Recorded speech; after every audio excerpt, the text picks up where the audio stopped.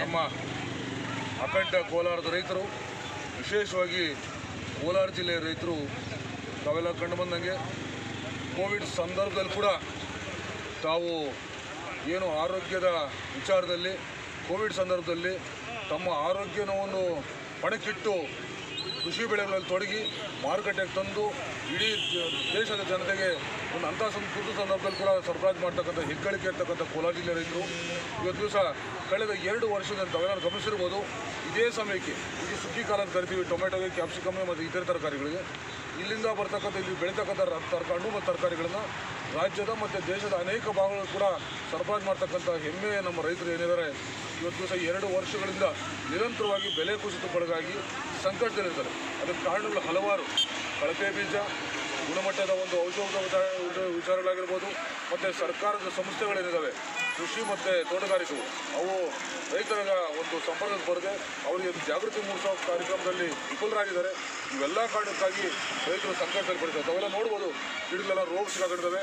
ಕಳಪೆ ಔಷಧಿಯನ್ನು ಸರಬರಾಜು ಮಾಡ್ತಕ್ಕಂಥದ್ದು ಅವ್ರ ಮೇಲೆ ಬೀಜ ತಯಾರಕರಾಗಿರ್ಬೋದು, ಔಷಧಿ ತಯಾರಿಕಾ ಘಟಕಗಳ ಮೇಲೆ ಆಗಲಿ ಸರ್ಕಾರ ಯಾವುದೇ ನಿಯಂತ್ರಣ ಇಲ್ಲದೇ ಇರೋದ್ರಿಂದ ಈ ರೀತಿಯಾದಂಥ ಒಂದು ದುಸ್ಥಿತಿಗೆ ಕಾರಣ ಆಗ್ತದೆ. ಈ ಸಂದರ್ಭ ಸುತ್ತಾಗಿ ಸರ್ಕಾರಗಳು ಮತ್ತು ಏನು ಇಲಾಖೆಗಳಿದ್ದಾವೆ ಅವರು ಸುತ್ತಾಗಿ ಒಂದು ರೈತರಿಗೆ ಒಂದು ಸಮಸ್ಯೆಗಳು ಧಾವಿಸಬೇಕು. ಏನಾಗಿದ್ದಾರೆ ಪರಿಸ್ಥಿತಿಯನ್ನು ಗಮನಿಸಬೇಕು.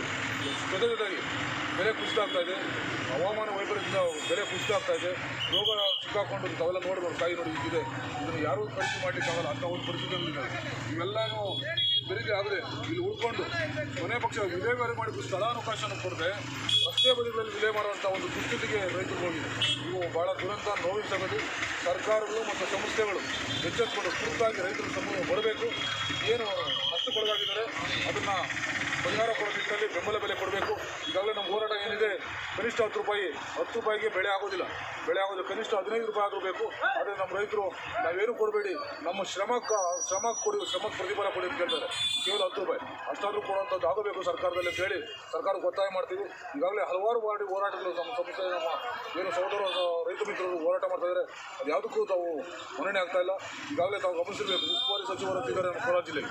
ಇದುವರೆಗೂ ಕೊನೆಯ ಪಕ್ಷ ಒಂದು ಸೌಜನ್ಯಕ್ಕಾದ್ರೂ ಒಂದು ಮಾರ್ಕೆಟಿಗೆ ಭೇಟಿ ನೀಡೋದಾಗಲಿ ಅದೊಂದು ಸಭೆ ಮಾಡೋದಾಗಲಿ ರೈತರ ಸಂಕಷ್ಟ ಆಲಿಸುವಂಥ ಒಂದು ಸೌಜನ್ಯಕ್ಕೂ ಅವರಿಗೆ ಅವರು ನಡ್ಕೊಳ್ತಾ ಇಲ್ಲ. ಇವೆಲ್ಲ ಭಾಳ ನೋವು ಸಂಗತಿ.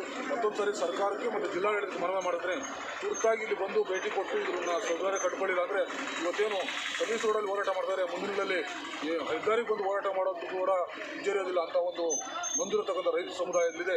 ಹಾಗಾಗಿ ಸರ್ಕಾರ ಹೇಳ್ತೀನಿ, ಆದಷ್ಟು ಬೇಗ ಬೆಂಬಲ ಬೆಲೆ ಕೊಡಬೇಕು.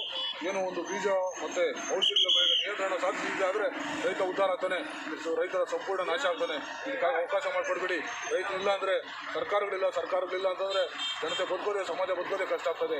ಈ ನಿಟ್ಟಿನಲ್ಲಿ ಸರ್ಕಾರ ಧಾವಿಸಬೇಕು ಅಂತೇಳಿ ಸರ್ಕಾರದಲ್ಲಿ ಮನವಿ ಮಾಡ್ತೀನಿ, ಒತ್ತಡ ಆಗ್ತಿದ್ದೀನಿ ಕೂಡ. ನಮಸ್ಕಾರ.